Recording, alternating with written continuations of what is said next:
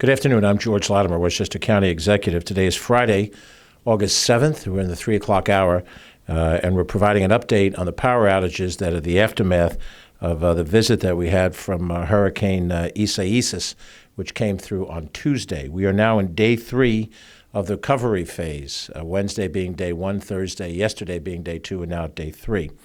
We'll give you some numbers first. From our utilities, Con Edison serves 360,000 customers in Westchester County. As of this hour, we have 59,774 customers still without power. 59,774 out of a total client base of 360,000. As of 6 a.m. this morning, there was 63,000 people, 63,432 customers that were out of service. So that number has been reduced by 4,000 over the course of today so far. And as of yesterday morning, Thursday morning at 6 a.m., there were 78,000 customers that were out. So while over the course of the last day and a half, we've reduced the number by almost 20,000, we still have 60,000 people that remain. And that is a very serious percentage. NYSEG, New York State Electric and Gas, serves 33,000 customers in Westchester County. They represent about 10% of the total base in Westchester. Con Edison, 90%.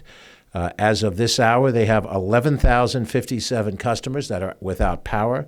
That number was slightly larger, 12,658 this morning as of 6 a.m., so that's about roughly 1,500, 1,600 customers that have been put online during the course of Friday. And the number as of Thursday morning was 25,894, so that number is now down to 11,000 at this hour. This is day 3, and the expectation levels rise with each day. I think we understand what happens when a storm hits, and the following day is a day of assessment, making sure roads are open and critical facilities are handled, and then as much as can be done to reestablish power. I mentioned in my report yesterday there's a 3-step process. That process begins with assessment and cutting off of power by the utility, the local community, the DPW department of the city, town, village, sometimes the county comes in when the power is shut off to chop up the pole or the tree that caused the damage, removes it, and then the power company comes back with a crew that restores power, reconnects the wiring on a temporary basis or on a permanent basis, depending on what it is. 3-step process, very important to understand that it requires a coordination between the utility company and the municipality, and then back to the utility company as part of this. What we're seeing, though, now on day 3 is a complete repeat of what we've seen from March of 2018 and the Raleigh and Quinn situation. It's a repeat of what we saw in Superstorm Sandy and what we saw in Hurricane Irene, both of which go back almost a decade ago. The problems now seem to be structured and have not truly been dealt with or addressed. And the main 2 problems are these. Number 1, we do not have in these utility companies enough regularly structured personnel to respond to the kind of volumes of problems that occur. There are not enough crews to go out. When we have a widespread loss of power, lots of incidents, trees and poles coming down and taking wires out, when you're 3 days after the incident, you should be able to be back at 100%, particularly when the incident is an incident that lasts 2 hours. If you have an incident that lasts for 24 hours of wind and rain and sort of a constant type of battering situation, that's very different. But this hurricane came through our area and in the space of just a couple of hours visited and left. And since that period of time, it's been relatively good weather and should be adequate time, but there is not adequate manpower to handle these things. The second thing that's important is the communication structure has not reached the level that it has to. Now, having said that, there is credit due to those local liaisons who serve inside the various town halls and village halls and city halls who are representatives of the utility company, and they are there on the ground with the local municipal officials. Those individuals have done their job. That was a criticism in the past, and that particular element of issue has been dealt with much more effectively. And there are some individuals, I'll specifically note Jane Solnick from Con Edison, who has been very responsive as an individual. But what we're seeing structurally is the unwillingness of utility companies to share with local governments and publicly the kind of detailed information we need. We must know, after the first day of assessment, we must know every single incident where there is a tree down that has taken down wires, and that has to be categorized, and it has to be easily reachable by everyone that wants to see it, from both the public as well as from local government. That cannot be information that's held close to the vest by the utility company. This becomes the universe of problems that have to be addressed.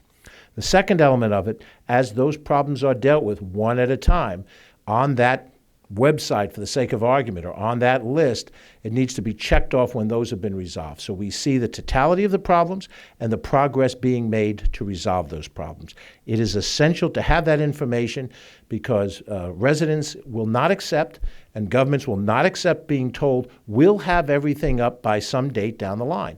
And that date is a movable date. You're told it'll be up by Friday. Wait a minute, it'll be up by Sunday. No, I take it back, it'll be up by Wednesday. That's not acceptable. That is not acceptable. We need to be able to see for ourselves the progress that is being made to cure each of these incidents as they happen. That is a very rational request. And I'm sure that type of information is available inside the utilities and is not being shared with the public. And people cannot make rational decisions if they don't know exactly what the circumstances are that they face and how long they have to wait. I've spoken to a number of different constituents today. I have a whole list of residents that have contacted our office from White Plains, from Mount Kisco, from Ossining, from Yonkers and Bronxville. White Plains again, Yonkers again, Mount Vernon, a host of different individuals. People I've spoken to myself on the telephone from a number of different locations who are upset. They're in different situations. I got a call from a couple in their 80s. What do they do?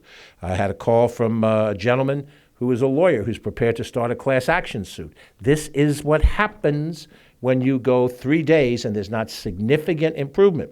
Now, yesterday, when I explained the structure before a press conference, I tried to be very rational. There's a few people that commented on Facebook afterwards and said, George, you're not angry enough. Well, I was plenty angry, but I'm also rational. The mission here is to solve the problem, not just to put on a show for the press. But in day 3, when you don't have significant enough improvement, when you only go from 78,000 people out to 59,000 people out, that's not enough of an improvement. Now, it's not for lack of technical skill. It's for lack of manpower. It's for lack of manpower. Now, I want to thank, and I think we all should thank, the people who've come in from out of state. I've seen West Virginia trucks on the highway, Iowa trucks on the highway, but we have a system that relies on that having to happen in order for us to be reconnected to power, and that is not acceptable. We are going to engage in some conversations with the state and with some of our partners in government to determine if we need to create a utility reserve corps system. Utility reserve corps that would be patterned on what the National Guard is or what an Army reserve would be. A group of individuals who either have previously worked as professionals in this field and may be retired, maybe individuals that have other experience in utility work, maintain their experience through continuing education, and they receive a certain amount of money every year. They're not full-time staff people, but they're available to be called up for this kind of a crisis at a moment's notice. So we're not waiting 2 days or 3 days for somebody to come in, driving a truck up from West Virginia. Thank you for doing that. Thank you for coming in from Indiana and Iowa and wherever else you may have come from. But to have a reserve corps at the ready. Because with the existing staffing that we have now, which might be adequate for normal concerns, normal, weather conditions where you're trying to reestablish power, when power is broken for one reason or another, it is not ready to handle the kind of issue that happens. And this hurricane was not flagged as being the major event that we knew Hurricane Irene was, or that we knew Superstorm Sandy was going to be. Those were highlighted as major incidents on the way. I followed the press reports before Isaias hit, and it was discussed as a tropical storm. It had been downgraded from hurricane to tropical storm before it resumed hurricane status out over the open water. But none of the news reporters said this is now going to be one of the major hits that we're going to see. And then after the fact, it's now the second or third most impactful windstorm that we've had. Any of the hurricanes in this season could turn into another one of these hurricanes. It could turn into another Riley and Quinn.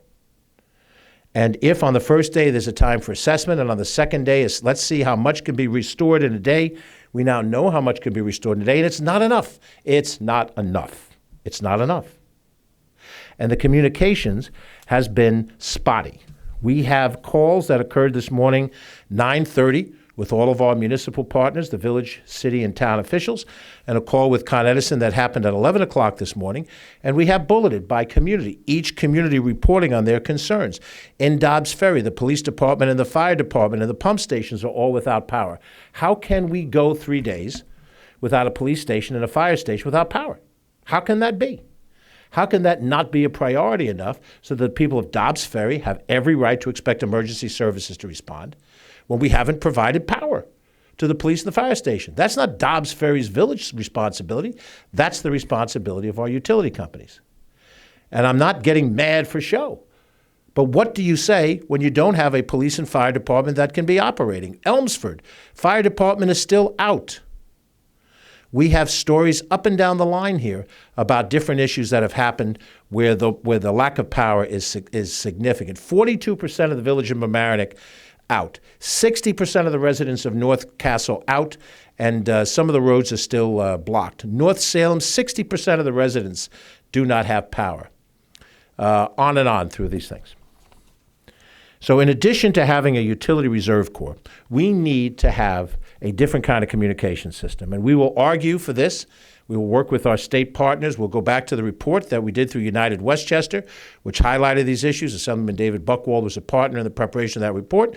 And we are going to expect to see in real time a report that begins the very first day after an incident that lists all of the places where trees are down and power is out. We want a full listing of it. We want it online. We want it so that every government official can see it and every member of the citizenry population can see it. That is a necessity so that you can track exactly where we are. We have reports in here, haven't seen a Con Ed truck, haven't seen a utility truck in our community. One truck in our community. If that's true, then there has to be a reason, and that better damn well be a good reason for it. And it's hard to imagine that there is, other than we're not staffed up enough structurally to handle this kind of situation. And I assure you, if we say, well, we can't build the church big enough just to accommodate the crowd that comes at a holiday season. Well, when we have the crisis that we have again, and these many different trees come down and powers go out, it will happen again. And we'll be in the exact same situation. So we're going to need more manpower built into our backyard. That is why we are going to look at what a utility reserve corps could represent. And that's why we're going to argue for a single communication line of information that identifies every incident and updates every incident as it is resolved by the crew. Now, let me say something that I don't know, that senior management or anybody specifically in the utility company advocates, but there needs to be training. There needs to be a clear understanding that every utility company employee will cease the practice of describing part of the process to put the burden on the municipal government when they are confronted by an angry resident. Residents are angry. They're angry. And when they come to a utility individual, they call somebody on the telephone, some of them are being told, well, we'll reestablish the power as soon as the local government takes the obstruction out of the roadway. And in the vast majority of these cases, the municipal government is getting the obstruction out of the roadway immediately. They're at the ready. They're waiting to be told by the utility company that the power is off. What that person responding from the utility company is not saying, they're not telling that resident that the first step belongs to the utility company, the assessment of the circumstances and the shutting off of power. We're not going to send a DPW person in to remove a tree if there are live wires. And the shutting off of the system is a decision made by the utility company based on the specifics. They know the grid, and they make the decision when to cut it off here and cut it off here, so there's no juice in these wires. Now these wires can be removed, and we can chop up the tree or the pole, and we can remove it away. But the practice of telling residents that it's the local government's fault is at best misinformation, if not disinformation. And it's going to stop. It is going to stop. Now, that's just for information's sake, because what that does is tries to redirect the anger to the local government. And the local government has turned into the de facto place for complaints to be lodged, when no town, no city, and no village, nor county government has the ability to direct the utility company to take an action. So if the utility company has that authority, given to them by the Public Service Commission in the way that they're chartered, then they're going to be accountable for how they use that information, and we need to do that with an electronic system. And we will press upon the Public Service Commission to require that to be instituted immediately. And if it's instituted immediately, when the next wind blows through here, they're going to have to show those information as soon as they make the assessment so that everyone can see what the circumstances are. Let me deal with another issue. We've heard a number of people, Facebook and conversations say, we have to bury our lines. I've said in general that it's a very expensive proposition, but we are going to make sure that we either have access to or encourage that it be created a report that will outline the cost of burying power lines and burying all the power lines everywhere or some subset of that. I don't know how long it'll take for us to do that report, but we will get a report done that will show the price tag. And what residents need to understand is that this is not a panacea. We have problems when wires are strung up in the air. We also have problems when wires are buried under the ground. Things happen underground, floods and shorts, and many times you have to dig up, trench out the whole area to find out where the problem is. We already have that issue with sewer pipes, which are all underground.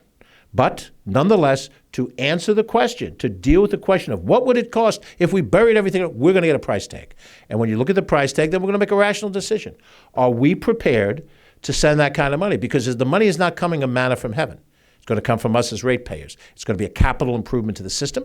It's going to be expensive. And if we determine that it's important enough to do that to avoid these situations, then everyone's going to be aware of what happens. If your bill goes up, you're going to know why.